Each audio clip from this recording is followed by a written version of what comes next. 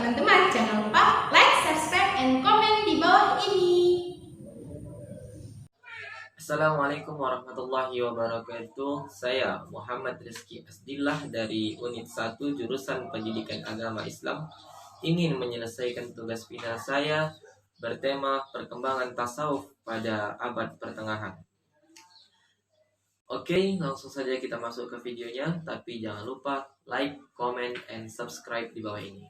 Dari segi bahasa, terdapat sejumlah kata atau istilah yang dihubungkan para ahli sufi menjelaskan kata tasawuf.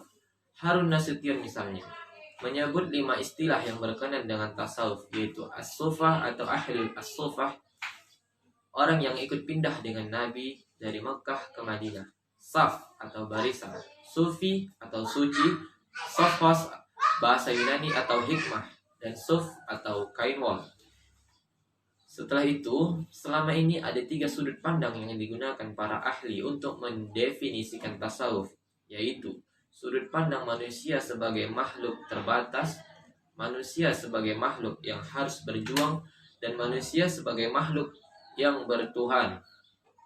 Jika dilihat dari sudut pandang manusia sebagai makhluk yang terbatas, maka tasawuf dapat didefinisikan sebagai upaya mensucikan diri dengan cara menjauhkan pengaruh kehidupan dunia dan memutuskan perhatian kepada Allah Subhanahu wa Ta'ala.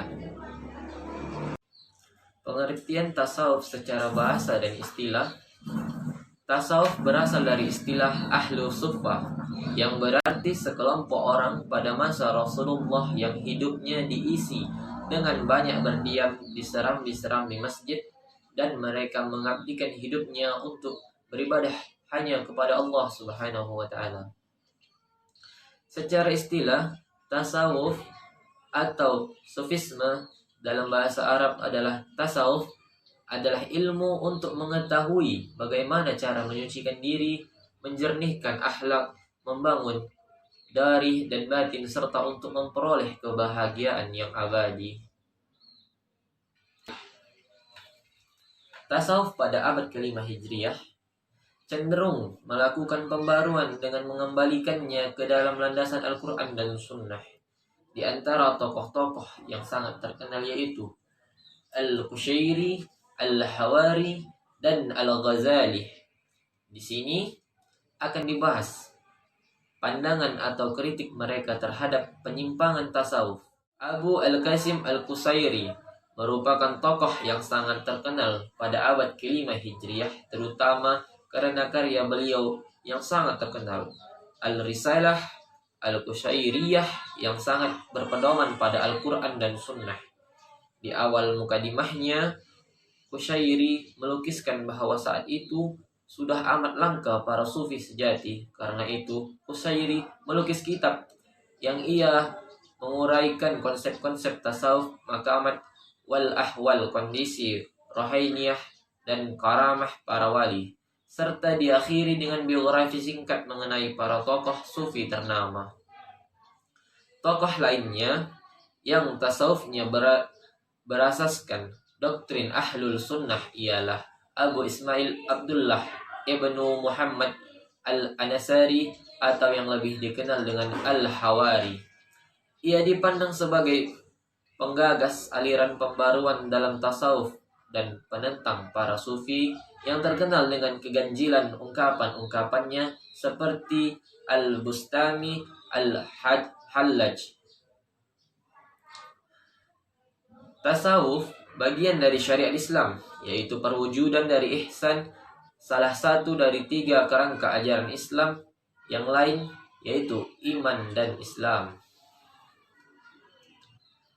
Tasawuf pada abad ke-6 Hijriah, filosofi merupakan tasawuf yang ajaran-ajarannya memadukan antara pencapaian pencerahan mistikal dan pemaparan secara rasional filosofis. Terminologi bermacam-macam ajaran filsafat yang telah mempengaruhi para tokoh-tokohnya. Filosofi ini muncul dengan jelas sejak abad ke-6 Hijriah, meskipun para tokohnya baru dikenal setelah abad kemudian. Dan dari masa ke masa, tasawuf mengalami perkembangan dalam ajarannya Begitu juga para tokoh dalam mengajarkan pemahaman kepada para pengikutnya. Tahapan-tahapan tersebut yang dapat membedakan antara tasawuf yang murni dengan tasawuf yang sudah tercampur dengan ajaran lain. Mungkin itu saja yang dapat saya sampaikan. Saya mohon maaf apabila ada perkataan atau ucapan saya yang kurang berkenan. Saya mohon maaf.